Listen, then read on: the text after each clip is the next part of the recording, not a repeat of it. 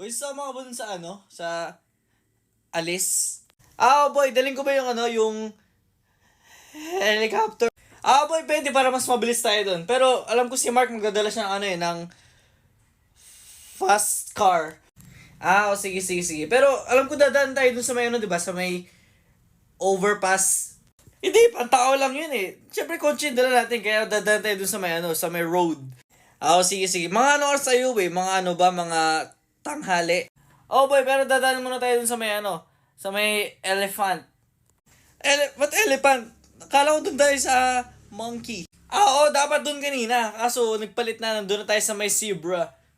Sige, sige. Pero paalam muna ako kay ano, kay inay. Sige, sana payagan ka, no? Pero ako rin, papaalam muna ako kay ano, kay father. Sige boy, sabi ka lang ako may kailangan akong dalhin na askal.